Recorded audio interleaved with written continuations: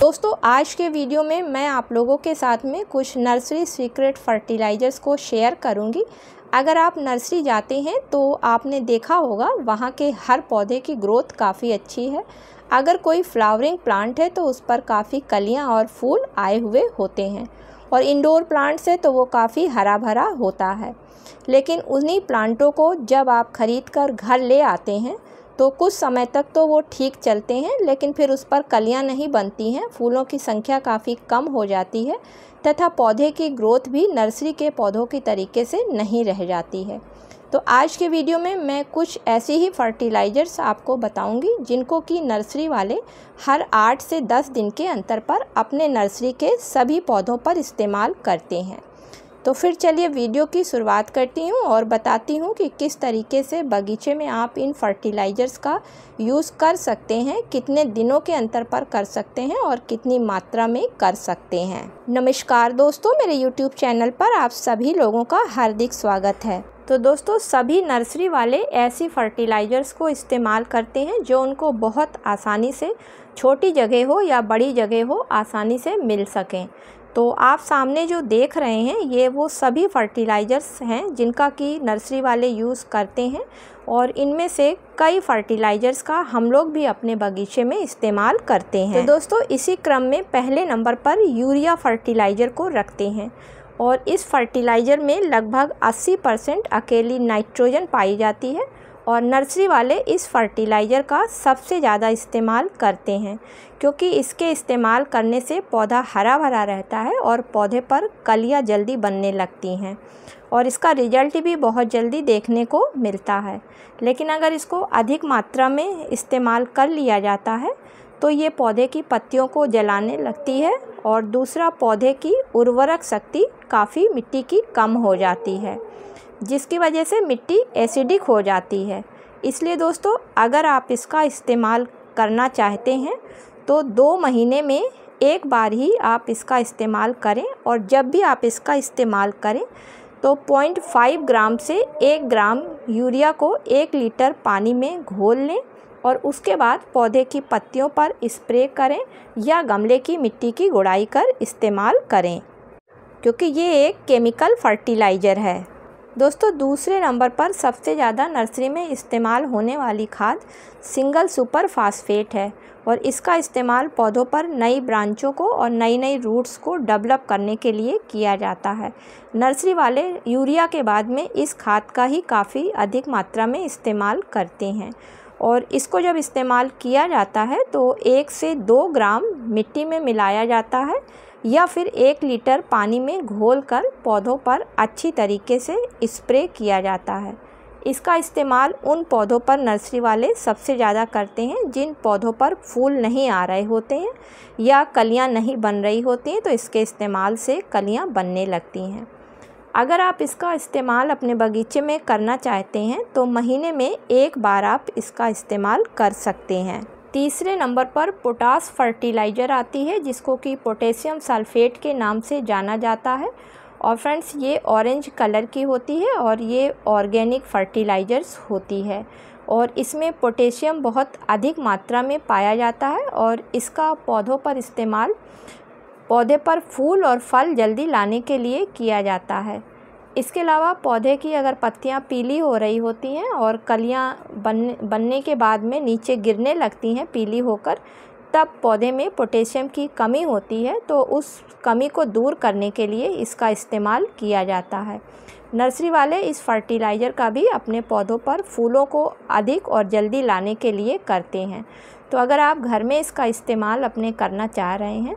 तो 2 से 5 ग्राम के बीच में आप इसका इस्तेमाल हर 15 से 20 दिन के अंतर पर एक बार अपने पौधों में कर सकते हैं। चौथे नंबर पर वर्मी कंपोस्ट खाद आती है या फिर गोबर की खाद आती है।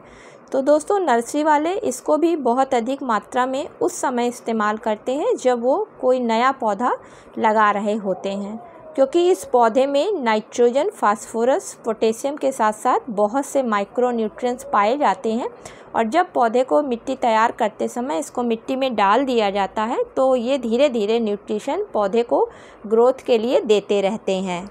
पांचवी नर्सरी सीक्रेट फर्टिलाइज़र जिसको कि नर्सरी में काफ़ी इस्तेमाल किया जाता है तो दोस्तों वो नीम खली का पाउडर है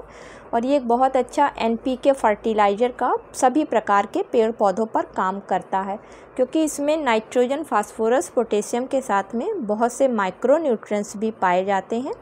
इसके अलावा इसमें एंटीबैक्टीरियल और एंटी फंगल जैसे भी गुण होते हैं, इसलिए जब इसको मिट्टी में मिलाया जाता है खाद के रूप में तो पौधे की मिट्टी में फंगस नहीं लगती है और उसमें किसी तरीके के कीड़े नहीं लगते हैं।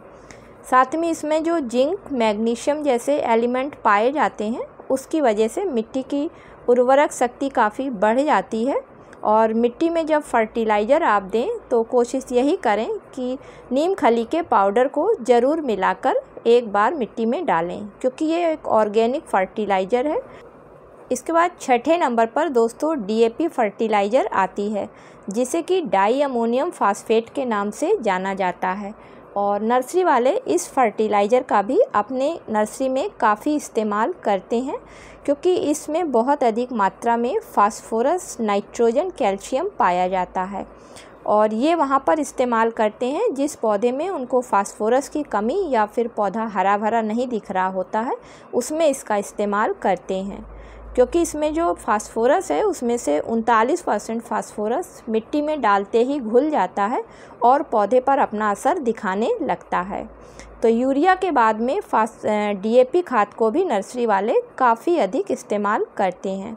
तो अगर आप घर में इस्तेमाल इसका करना चाह रहे हैं तो हर 2 से 3 महीने के अंतर पर 15 से 20 दाने ले लें और उसको 10 इंच के गमले में मिट्टी के चारों तरफ किनारे किनारे डालकर इस्तेमाल कर सकते हैं। 7वें नंबर पर बोन मिल आती है तो दोस्तों बोन मिल में बहुत अधिक मात्रा में कैल्शियम और फास्फोरस पाया जाता है और इसका इस्तेमाल पौधों को मजबूत करने के लिए किया जाता है,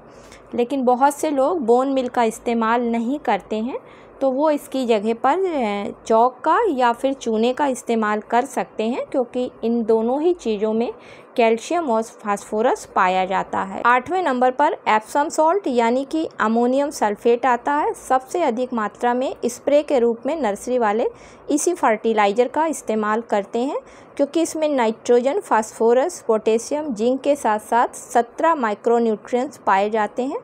और गार्डनिंग में भी इसका काफ़ी इस्तेमाल हम लोग करते हैं। तो इसको 2 तरीके से इस्तेमाल किया जा सकता है। पहला होता है कि आप मिट्टी में मिला दें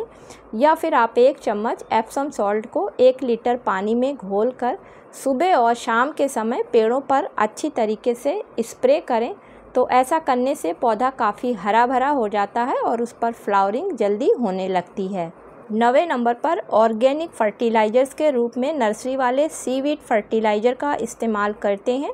तो दोस्तों नर्सरी वाले ज़्यादातर इसको स्प्रे रूप में करते हैं इसलिए वो लिक्विड फर्टिलाइज़र का इस्तेमाल करते हैं। तो ये पूरी तरीके से ऑर्गेनिक फर्टिलाइज़र होती है और समुद्र में हरे शैवाल जो होते हैं यानी कि एल्गी होते हैं उन्हीं को निकाल कर उससे ये बनाई जाती है और इसमें NPK तो होता ही होता है, साथ में इसमें आयरन, मैग्नीशियम, कैल्शियम, बोरान जैसे भी एलिमेंट्स पाए जाते हैं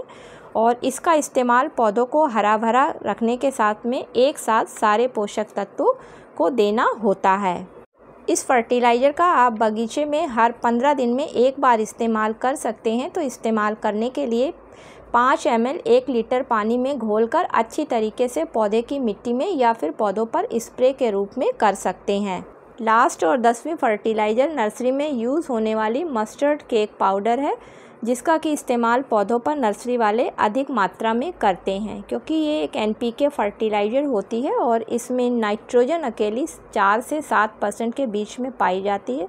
इसके अलावा इसमें फास्फोरस, पोटेशियम के साथ साथ बहुत से माइक्रो न्यूट्रिएंट्स भी पाए जाते हैं। पौधों पर इसका 2 तरीके से नर्सरी वाले इस्तेमाल करते हैं, एक लिक्विड रूप में, दूसरा सॉलिड रूप में। ये भी पूरी तरीके से ऑर्गेनिक फर्टिलाइज़र है और इसके इस्तेमाल से पौधे पर फल फूल जल्दी आने लगते हैं, इस वजह से नर्सरी वाले इसका इस्तेमाल करते हैं। दूसरा, ये काफ़ी सस्ती फर्टिलाइज़र पड़ती है। तो दोस्तों ये थी कुछ ऐसी 10 ऑर्गेनिक फर्टिलाइज़र्स जिसमें कि कुछ केमिकल फर्टिलाइज़र्स भी हैं और इन्हीं फर्टिलाइज़र्स का नर्सरी वाले इस्तेमाल कर अपने पेड़ पौधों को इतना हरा भरा फल फूलों से भरते हैं।